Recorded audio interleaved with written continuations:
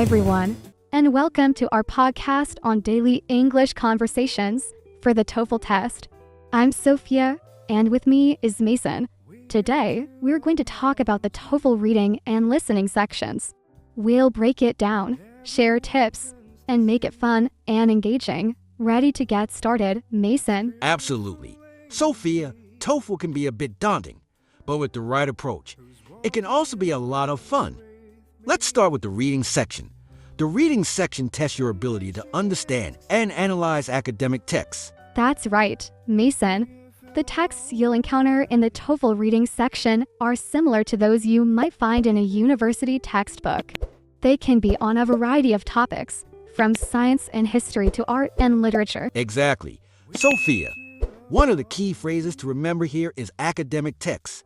These are texts that are informative and often complex, designed to teach you something new. They're not like casual reading you might do for fun. Yes, and it's important to practice reading these kinds of texts regularly. The more you expose yourself to academic texts, the better you'll get at understanding them. Now, Mason, what kind of questions can test takers expect in the reading section? Good question. Sophia, the reading section typically includes questions about the main idea, details, inferences, vocabulary, and the author's purpose. Let's break these down. Sure, let's start with the main idea questions. These questions ask you to identify the primary point or argument of the passage. Key phrases here include main idea, primary point, and central argument. Exactly. Sophia, and for detailed questions, you're asked about specific information from the text. These questions often begin with phrases like according to the passage or the author states that. Right. Then we have inference questions, which require you to read between the lines and understand what is implied rather than explicitly stated. Look out for phrases like it can be inferred that or the passage suggests that. Vocabulary questions are next. These ask you to determine the meaning of a word or phrase in context. The question might say, the word X in paragraph 2 is closest in meaning to, followed by several options. And finally, the author's purpose questions. These questions ask why the author wrote the passage or a particular part of it. Key phrases include the author's purpose, the author's intent, and the primary function of. That covers the types of questions. Now, let's talk about some strategies for the reading section. One effective strategy is to skim the passage first to get a general idea of the content, and then read the questions before diving into the details. Yes, skimming is a great strategy. It helps you understand the structure and main points quickly. Then, when you read the questions, you have a sense of where to find the answers in the text. Another tip is to take notes as you read. Jotting down key points can help you keep track of important information and make it easier to locate details when answering questions. Absolutely, Mason. And don't forget to practice. The more you practice reading academic texts and answering these types of questions, the more confident you'll become. Now, let's move on to the listening section.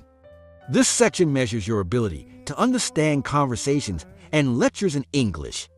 You'll hear different types of recordings, such as classroom discussions, lectures, and everyday conversations. That's right, Mason.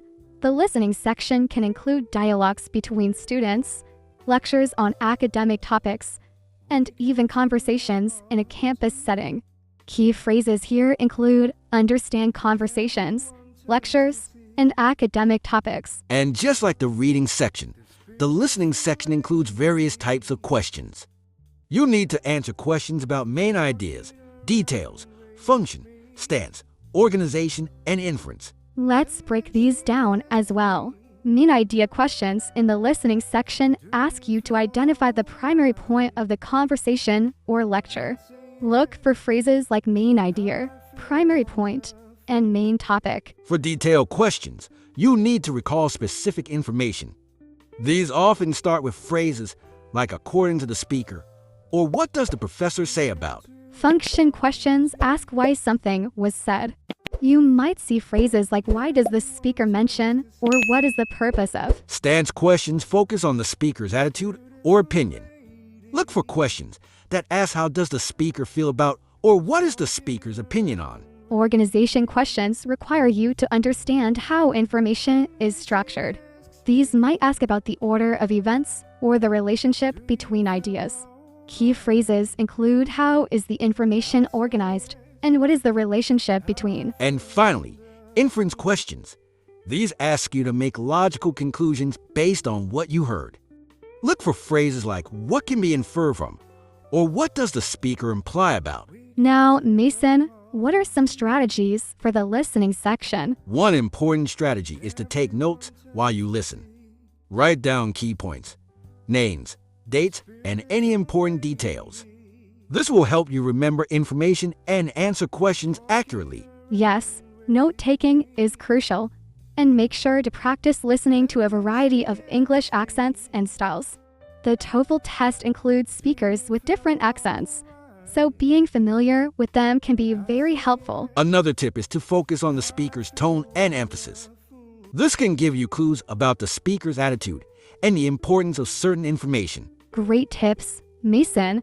And just like with the reading section, practice is key.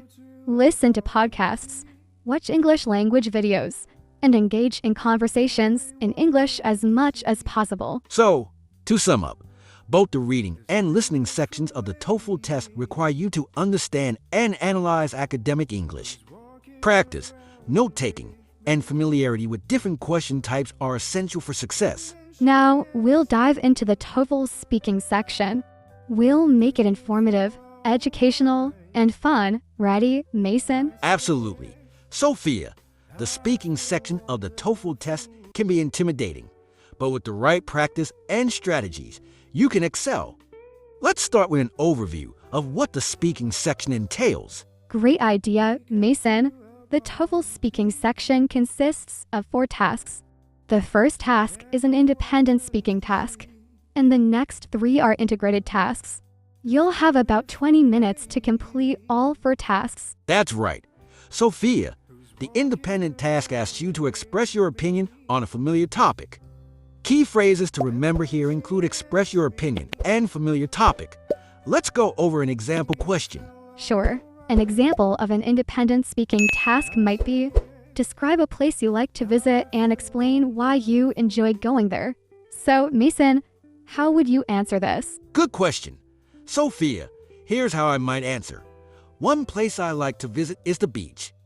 I enjoy going there because it's relaxing and I love the sound of the waves.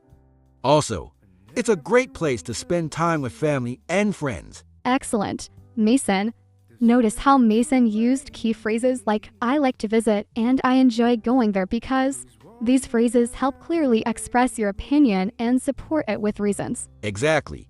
Sophia, now let's move on to the integrated tasks. The first integrated task involves reading a short passage and then listening to a conversation or lecture on the same topic. You'll then have to summarize and express your opinion on the topic. Right, Mason. Key phrases for this task include summarize and express your opinion. For example, you might read a passage about a new campus policy and then listen to a conversation where students discuss their views on it. Yes, and after reading and listening, you might be asked to explain how the students' opinions relate to the policy. Here's an example response. The passage explains a new campus policy that bans smoking. In the conversation, one student supports the policy, saying it will improve health, while another student opposes it, arguing it infringes on personal freedom. Good example, Mason. Notice how he used phrases like explains and supports the policy to summarize and connect the information from the reading and listening sections. The next integrated task involves listening to a short lecture or conversation, and then summarizing it and expressing your opinion. Key phrases here are listen to a lecture and summarize. An example might be listening to a lecture about the benefits of exercise. You would then summarize the lecture and give your own views. Mason, how would you tackle this? Sure. Sophia, here's a response. The lecture explains that regular exercise can improve mental health, increase energy levels, and reduce the risk of chronic diseases. I agree with the speaker because I've experienced these benefits myself. Regular exercise makes me feel more energetic and focused. Great response. Mason, Notice how he used phrases like the lecture explains, and I agree with the speaker because to summarize and provide his opinion. The final integrated task is similar, but it involves listening to a conversation and then summarizing and discussing it. Key phrases here are listen to a conversation and discuss. For example, you might listen to a conversation about two students planning a group project. You would then summarize their discussion and provide your thoughts. Mason, any tips on handling this task? Absolutely.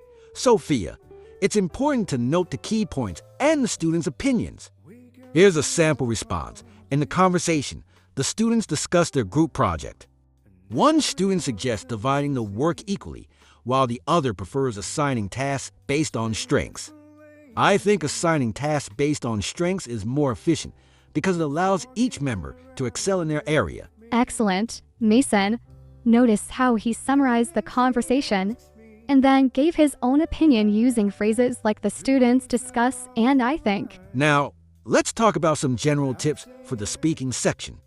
One important tip is to practice speaking English as much as possible. The more you practice, the more comfortable you'll become. Yes, Mason, practicing regularly helps build confidence and fluency. Another tip is to record yourself speaking. Listening to your recordings can help you identify areas for improvement, such as pronunciation and clarity. Great tip. Sophia, also, try to speak clearly and at a moderate pace. Speaking too quickly can make it difficult for the evaluator to understand you, while speaking too slowly can affect your fluency score. Absolutely, Mason. And don't forget to use transitional phrases to organize your response. Phrases like first of all, in addition, and finally can help make your response more coherent and easier to follow. Good point. Sophia, it's also important to stay on topic and answer the question directly. Make sure to support your opinions with reasons and examples. Yes, supporting your answers with examples makes them more convincing. And finally, relax and be yourself. The TOEFL speaking section is not just about accuracy, but also about communicating effectively. So, to sum up, the TOEFL speaking section involves expressing your opinion, summarizing information from reading and listening tasks, and providing your thoughts on various topics. Practice, clarity, and organization are key to doing well. Now, we're diving into the TOEFL writing section. We'll make it entertaining, humorous, and informative. Ready to get started, Mason? Absolutely. Sophia, the writing section of the TOEFL test can seem challenging, but with the right tips and practice, it can become one of your strengths. Let's start with an overview of what the writing section entails. Great idea, Mason. The TOEFL writing section has two tasks, an integrated writing task and an independent writing task. You'll have a total of 50 minutes to complete both tasks. That's right. Sophia, let's begin with the integrated writing task. In this task, you'll read a short passage and listen to a lecture on the same topic. Then, you'll have 20 minutes to write an essay that summarizes the main points of the lecture and explains how they relate to the reading passage. Exactly, Mason. The key phrases to remember here are summarize the main points and relate to the reading passage. It's important to accurately convey the information from both sources and show how they are connected. Absolutely. Sophia, let's go over an example. Suppose the reading passage discusses the benefits of a new technology, while the lecture points out some potential drawbacks. Your task is to summarize the lecture and explain how it casts doubt on or supports the information in the reading passage. Good example, Mason. Here's a possible response. The reading passage explains that the new technology can improve efficiency and reduce costs.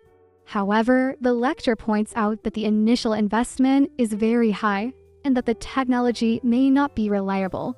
This suggests that while the benefits are promising, there are significant challenges to consider. Notice how Sophia used phrases like explains that and points out to summarize the information and connect the ideas from the reading and the lecture.